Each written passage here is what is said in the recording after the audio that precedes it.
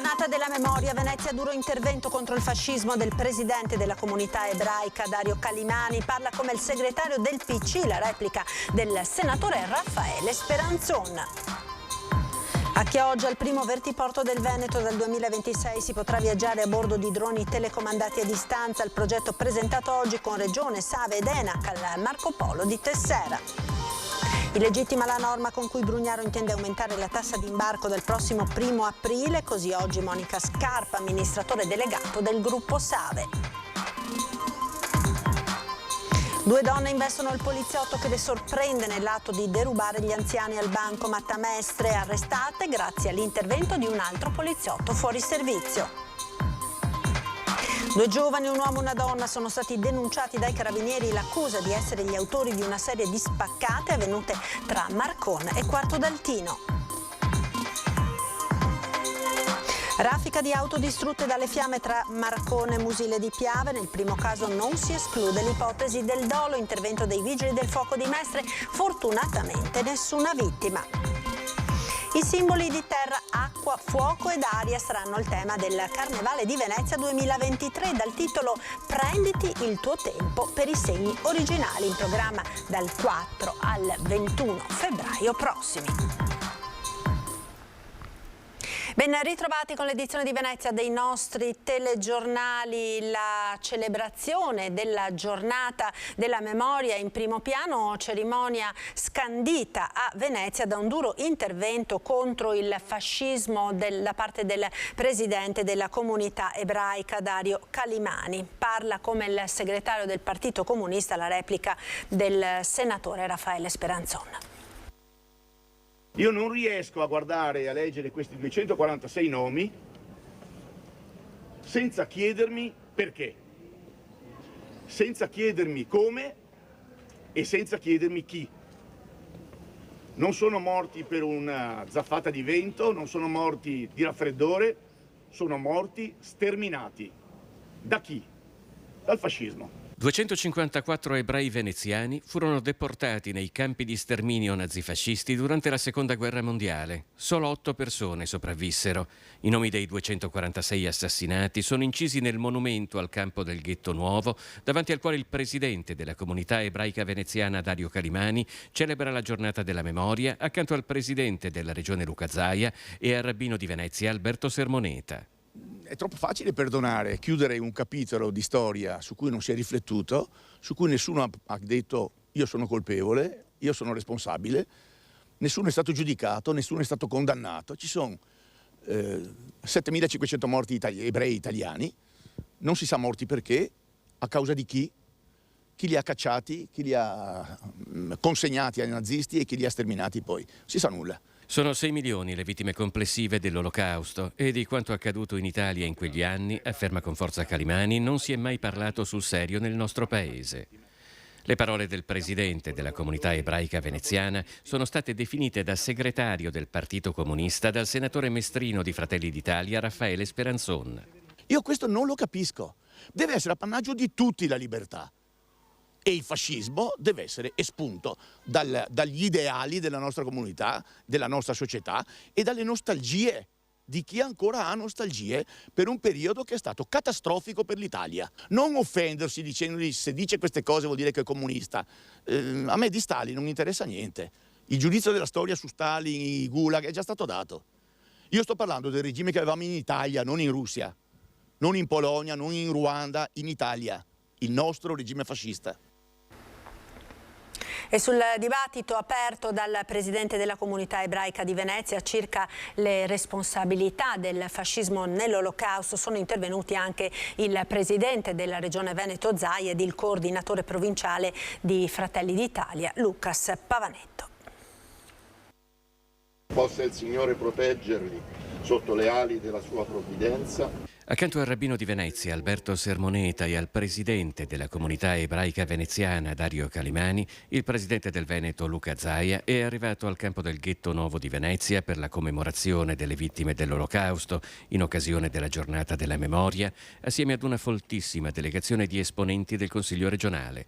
dal presidente dell'Assemblea Roberto Ciambetti agli assessori Roberto Marcato e Cristiano Corazzari e un nutrito gruppo di consiglieri di tutti i partiti. Siamo qui a testimoniare la nostra vicinanza alla comunità ebraica, siamo qui a testimoniare il fatto che la battaglia per la difesa dei diritti civili, per la difesa delle libertà, per il rispetto umano debba essere sempre una battaglia viva. Sulle parole del presidente della comunità ebraica di Venezia, che dopo un intervento alla Fenice ha sottolineato anche oggi come le vittime dell'Olocausto non siano morte per un raffreddore, ma siano state uccise dal fascismo, e la risposta del senatore mestrino di Fratelli d'Italia, Raffaele Speranzon, che le ha definite affermazioni da segretario del Partito Comunista, Zaia risponde così. Penso che il presidente della comunità ebraica abbia esposto, una riflessione che ovviamente si aggancia alla storia, e la storia è inconfutabile, è quella, punto, non c'è altro da aggiungere. Dopodiché la battaglia per questi valori deve essere una battaglia che non deve avere ovviamente connotazione politica, e questo l'ha detto anche il presidente Calimani, ed è una battaglia che deve essere di tutti noi, una battaglia di civiltà. Tra i consiglieri regionali c'è anche Luca Spavanetto, coordinatore di Fratelli d'Italia per la provincia di Venezia. Penso che parli quello che noi facciamo quotidianamente nelle amministrazioni, quindi in Consiglio regionale, in Città metropolitana e nei comuni che amministriamo. Con la comunità ebraica non ci sono mai stati problemi da parte dei nostri amministratori, da parte di chi governa. Rispondiamo per le azioni che noi facciamo, non abbiamo pregiudizi e le polemiche sono inutili, soprattutto in questi giorni. Cambiamo argomento, ora parliamo di infrastrutture. A Chioggia il primo vertiporto del Veneto. Arriva l'elicottero senza pilota che porta i turisti a Venezia. Si chiama Vertiporto, sarà il posto in cui persone e merci voleranno a bordo dei droni. Sarà Chioggia ad ospitare il primo vertiporto del Veneto. E noi potremmo essere già pronti con il primo volo nel fine 2024, inizio 2025, però bisogna ovviamente creare l'infrastruttura. Progetto del costo variabile tra i 5 e i 10 milioni di euro, 3 gli anni d'attesa per la realizzazione dell'iter e del primo volo che, è il caso di dire, decollerà in concomitanza con le Olimpiadi di Cortina. Iter con la partecipazione naturalmente di ENAC, SAVE, sviluppatori e operatori del volo con droni e già nel piano regionale dei trasporti del Veneto. Ovviamente poi Cortina e le Olimpiadi del 2026 sono una vetrina a livello mondiale dove tutti i progetti relativi alla mobilità devono trovare la loro attuazione. I droni di grandi dimensioni per il trasporto di persone, al pari dei più piccoli per le merci, saranno a propulsione interamente elettrica. Obiettivo: ridurre sia il traffico su strada che acqueo. Pensiamo alle situazioni critiche, pensiamo ad esempio al trasporto di materiali sanitari, ecco, la possibilità di spostarsi rapidamente magari da un'isola all'altra o magari evitando aree altamente trafficate, spostare materiale sanitario, organi, può essere letteralmente una soluzione che salva vite umane. Secondo il progetto, l'aeroporto di Tessera ospiterà 2 vertiporti, il primo nell'area landside destinato ai collegamenti con il nord-est, il secondo nell'area airside per la zona lagunare con tutte le sue isole. Che avere la mente aperta, guardare al futuro e avere una visione alla fine ti porta anche delle grandi soddisfazioni. Aumento della tassa d'imbarco all'aeroporto di Venezia. Save Tagliacorto, la norma è illegittima, continua dunque il braccio di ferro con Cafarsetti. Illegittima la norma con cui Brugnaro intende aumentare la tassa d'imbarco all'aeroporto di Venezia a partire dal prossimo 1° aprile. Così oggi la DIE di Save alle domande dei giornalisti sulla questione a margine dell'incontro sul nuovo vertiporto. Basta leggere la legge a cui fa riferimento per capire che non è così semplice, quindi non è che il Comune può pensare di fare lui, ecco. Save dunque sempre più schierata dalla parte delle compagnie aeree low cost, la cui protesta contro il Comune di Venezia, con l'avvicinarsi della data del ventilato aumento dei costi d'imbarco, si alimenta sempre più. Come è stato detto appunto ieri anche dalla stessa Ryanair, per definizione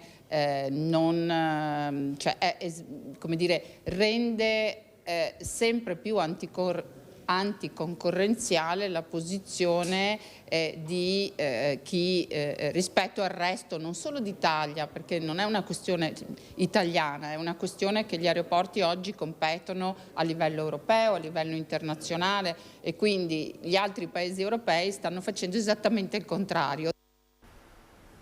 Frode milionaria nel settore della cancelleria dei prodotti per la stampa. La mente dell'associazione delinquere era costituita da 2 imprenditori padovani, coinvolta una società con sede a Venezia, le indagini iniziate 2 anni fa. Una Ferrari rosso fiammante e diverse altre auto di grossa cilindrata, decine di Rolex, ville contanti. I finanzieri di Bolzano con i colleghi di Padova, Rovigo, Venezia, Vicenza, Milano e Roma hanno notificato oggi 18 ordinanze di custodia cautelare nei confronti di altrettante persone indiziate dei reati di associazione a delinquere finalizzata alla frode di IVA intracomunitaria, al riciclaggio e all'autoriciclaggio. In provincia di Padova sono state arrestate 4 persone a Polverara, Sant'Angelo di Piove di Sacco, Padova e San Giorgio delle Pertiche, 2 invece a Vicenza. La mente della frode milionaria, 2 imprenditori di origine padovana che avevano costruito il loro business attorno ai prodotti da cancelleria e per la stampa. Le indagini eseguite dagli specialisti del nucleo di polizia economico-finanziaria iniziano nel 2020. I prodotti sono venduti a prezzi troppo competitivi.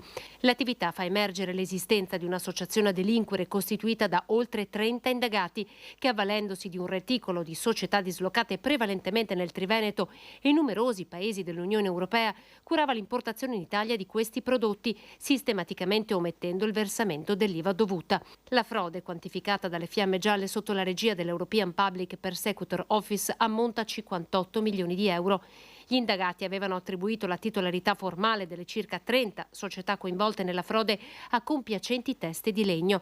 I soldi ricavati erano nascosti in una società cassaforte, investiti in beni di consumo o riciclati soprattutto nel settore turistico, con l'acquisto di immobili da affittare, ristoranti da gestire o addirittura con l'acquisto di criptovalute. La cronaca, ora 2 donne che derubavano anziani durante i prelievi al bancomat di una filiale di Mestre sono state arrestate grazie all'intervento di un poliziotto fuori servizio. Grazie all'intervento di un poliziotto fuori servizio, 2 straniere residenti in Lombardia sono state arrestate dalla squadra mobile di Venezia, evitando che derubassero anziani che prelevavano denaro al bancomat di una banca di Mestre. Il modus operandi era semplice. Una delle 2 si era appostata nei pressi del bancomat, dicendo ad un anziano che erano rimasti 20 euro nella fessura dell'apparecchio, invitando la vittima a rimettere la tessera perché fosse erogato l'intero importo. Quando l'anziano ha ripetuto il procedimento, la donna si è appropriata della tessera con il codice PIN, facendo credere che fosse stata bloccata dal bancomat.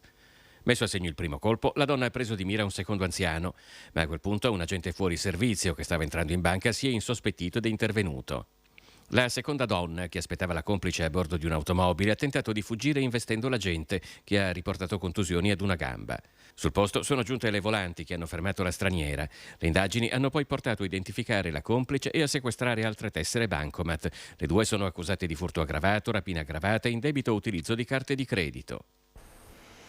Ed ancora cronaca con una notizia di oggi pomeriggio che riguarda i vigili del fuoco che sono intervenuti all'interno del petrolchimico di Marghera per il deragliamento durante la movimentazione interna di 3 ferrocisterne vuote di acido fluoridrico. Nessuna persona è rimasta ferita. I pompieri arrivati da Mestre con il personale di prima partenza, quello NBCR, hanno visionato le operazioni di ripristino dei convogli sui binari. Le ferrocisterne di nuovo sulla strada ferrata hanno ripreso la marcia e sono state dirette alle operazioni di bonifica dei serbatoi. Le operazioni dei vigili del fuoco sono terminate oggi pomeriggio poco dopo le 17. Ancora cronaca, 2 giovani, un uomo e una donna, sono stati denunciati dai carabinieri. L'accusa è quella di essere gli autori di una serie di spaccate avvenute tra Marcon e Quarto d'Altino. I carabinieri hanno denunciato un uomo e una donna ritenuti responsabili di una serie di spaccate avvenute nella notte tra il 23 e il 24 gennaio tra Marcone e Quarto d'Altino, attraverso lo sfondamento delle vetrine dei negozi con tombini, mattoni o con l'uso di un'automobile. I 2 erano stati fermati da una pattuglia del radiomobile di San Donà per un furto che avrebbero commesso in una pizzeria di Quarto d'Altino con l'uso di un chiusino per sfondare la vetrata. Dagli accertamenti, gli indagati risulterebbero essere sfuggiti all'inseguimento dei carabinieri di Mestre, intervenuti alle 22 circa per un furto ad un panificio con la vetrina sfondata da un'autovettura. I rilievi effettuati sull'auto abbandonata, un fuoristrada della Croce Rossa italiana rubato la sera stessa a Mestre e i primi riscontri investigativi hanno permesso di acquisire altri elementi di prova a carico dell'uomo e della donna. In particolare i due sarebbero ritenuti responsabili di ulteriori 3 eventi: un furto e tentato furto a 2 bar con l'uso di una pietra e dell'auto per sfondare le rispettive vetrate e il furto ad un'edicola, sempre mediante lo sfondamento con un'automobile, fatti commessi a Marcona a brevissima distanza di tempo nella medesima serata. Doppio intervento dei vigili del fuoco per 3 auto in fiamme nel veneziano. Il primo intervento è stato portato avanti dai vigili del fuoco di Mestre con una squadra supportata da un'autobotte per spegnere l'incendio di un'auto in sosta a Mestre in via 8 marzo, a Marcone in via 8 marzo. Il secondo ad opera dei vigili del fuoco di San Donà di Piave, anche qui con il supporto dei pompieri e dell'autobotte, è avvenuto intorno all'1:30 della notte a Musile di Piave per altre 2 auto in fiamme. L'intervento dei pompieri ha evitato la propagazione del rogo nell'area circostante. Nessuna persona fortunatamente è rimasta coinvolta. Ed ora parliamo di vittime sul lavoro. Istituire la giornata dei funerali di Stato. Le vittime non sono morti bianche, così anche la CGIL nel corso del 13° congresso regionale. Vediamo.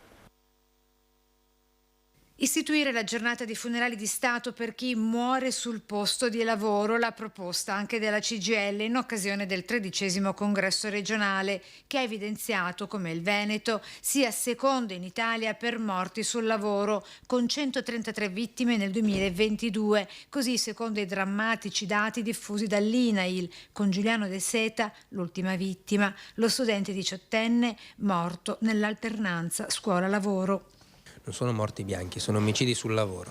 È ancora più grave quando accadono in momenti in cui i ragazzi dovrebbero essere a scuola, ad imparare, a studiare e non certo sostituire operai nel loro lavoro. Quindi servono interventi straordinari, servono potenziamenti dei tecnici della prevenzione. Noi da tempo chiediamo non solo che la Regione Veneto stanzi ulteriori risorse, ma che si facciano assunzioni, che le ULSS potenzino questi servizi, che tutte le figure preposte alla salute e alla sicurezza vengano potenziate, perché senza la sorveglianza, senza il controllo, le tragedie continueranno. La provincia di Venezia è tra le prime in Italia per morti sul lavoro.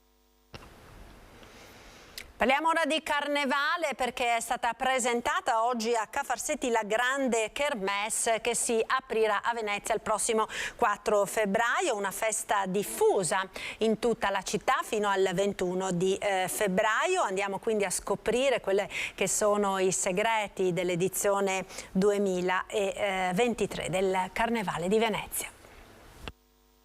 Prenditi il tuo tempo per scoprire il tuo segno originale per un Carnevale 2023 che chiede a tutti di non essere semplici spettatori, ma protagonisti. Sono queste le parole chiave del Carnevale di Venezia, che dal 4 al 21 febbraio animerà l'intera città d'acqua e di terraferma.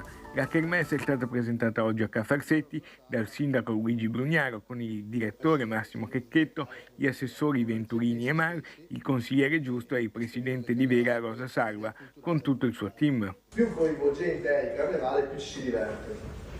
Il Carnevale di Venezia è sicuramente uno dei più belli del mondo e in una città straordinaria. Il tema è: prenditi del tempo, il tuo tempo, in questi tempi, per venire al Carnevale di Venezia e portare il tuo segno originale, quello che ti senti dentro, che può essere il tuo segno distintivo, in questo caso lo zodiaco, oppure qualcosa di cui hai passione, hai desiderio, con creatività. Protagoniste del Carnevale le Marie, con la rassegna che è anche un grande indotto economico per la città. Il Carnevale da sempre è l'inizio della stagione per la città, una stagione turistica importante come lo scorso anno, e vuole quindi dare anche all'intonazione di questa stagione turistica. E questo Carnevale punta sulla qualità, punta sulla meraviglia, punta sulla bellezza, punta sull'eleganza, e quindi anche la scelta di distribuire sul territorio il più possibile gli eventi, evitando grandi concentrazioni in solo alcune giornate, proprio nel senso di garantire un turismo più sostenibile ma anche una maggior qualità. La novità è la sfilata anche a Mestre, e il rafforzamento di quello che è il Carnival Street Show durante i sabati e le domeniche di Carnevale e tutta la settimana grassa. Il nostro obiettivo è di coinvolgere sempre di più la popolazione, di non essere un carnevale visto, ma di essere un carnevale partecipato. Ed era questo l'ultimo servizio per l'edizione di Venezia dei nostri TG. Vi ringrazio per essere stati con noi. Al solito ci salutiamo dando uno sguardo alle previsioni del tempo sul Triveneto con il nostro meteo. Arrivederci.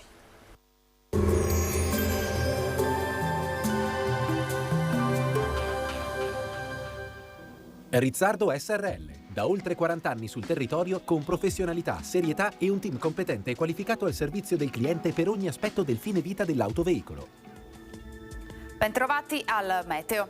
Nuovo impulso gelido sull'Italia, bel tempo sul nostro territorio e clima via via più freddo.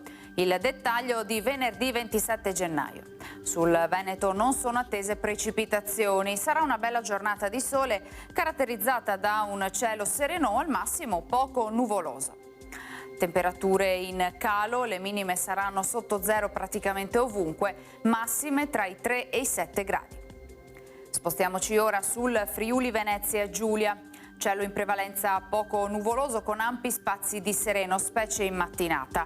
Soffierà ancora bora sostenuta sulla costa, sulle zone orientali della regione e anche sui monti in quota. Temperature minime tra -1 e -2 gradi, massime sui 5 e 6 gradi. Infine diamo uno sguardo alla situazione del Trentino Alto Adige, dove prevarrà il sole su gran parte del territorio. Solo sui settori più settentrionali ci saranno degli annuvolamenti. Temperature minime intorno ai -4, -2 gradi, massime sui 5-7 all'incirca. Dal meteo è tutto, vi auguro un buon proseguimento in nostra compagnia.